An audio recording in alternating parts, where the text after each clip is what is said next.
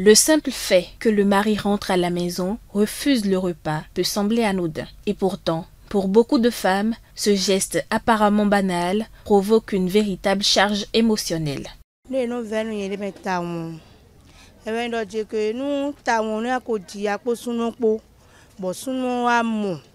C'est vraiment difficile quand vous avez fait du chemin ensemble et du jour au lendemain, il décide de ne plus manger tes repas et préfère passer tout son temps dehors alors que toi tu t'inquiètes pour lui à la maison.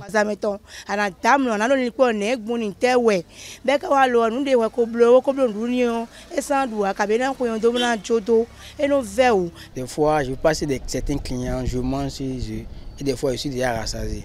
Mais en rentrant à la maison et de ne pas manger ce que madame a préparé, des fois elle envoie des tensions bizarres pour dire que j'ai encore d'autres femmes dehors et je suis passé là-bas manger avant de venir. Ce refus ou cette absence de participation au repas préparé avec soin peut être signe d'un malaise plus profond. Entre incompréhension, frustration et tristesse, le dîner du soir prend ainsi une valeur symbolique. Il dépasse l'alimentation pour devenir un acte de reconnaissance, un signe de respect et d'attention envers l'autre.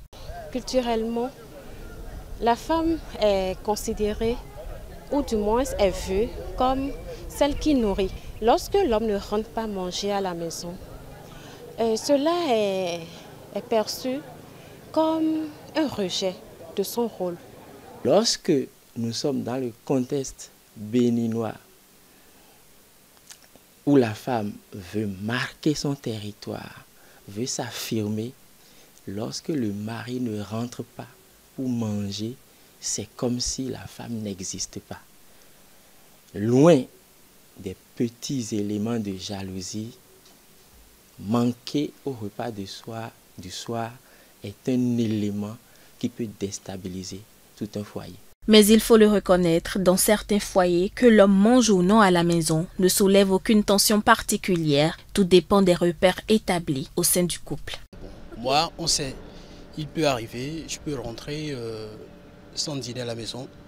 Bon, je rentre, on me dit papa, est-ce que je vais te servir? Je dis non, j'ai déjà mangé, je viens juste de manger avec ci ou ça, avec des amis ou pas.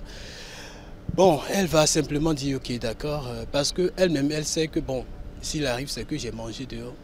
Sinon, souvent, c'est moi-même, je rentre, je demande. D'où l'importance capitale de la communication. Chaque couple a ses codes, ses habitudes, et c'est justement par le dialogue que l'on évite les malentendus. C'est vrai qu'on a ce rituel-là, c'est vrai qu'on peut rentrer, ou on doit pouvoir quand même rentrer pour pouvoir dîner ensemble, mais ça ne veut pas dire que systématiquement, tous les jours, on doit pouvoir le faire. Pour certaines personnes qui ont certaines occupations professionnelles, elles peuvent avoir du mal à pouvoir rentrer chez elles à temps pour le dîner.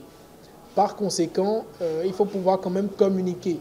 Il faut faire savoir à l'autre, écoute chérie, aujourd'hui, ma journée telle que je la sens, ce n'est pas évident que je rentre à l'heure pour le dîner. Donc tu peux dîner sans moi, je te promets qu'on va rattraper dans la semaine ou que dans le week-end, on va pouvoir s'organiser quelque chose, etc. Donc il faut pouvoir communiquer pour éviter que ce rituel-là ou que le manque de ce rituel-là ne devienne une source de conflit dans les relations. Au fond, manger à la maison n'est pas juste une affaire de ventre plein. Pour certaines femmes, c'est un besoin émotionnel, celui de se sentir utile, reconnu, aimé. Un simple dîner peut ainsi devenir un moment clé dans la dynamique du couple.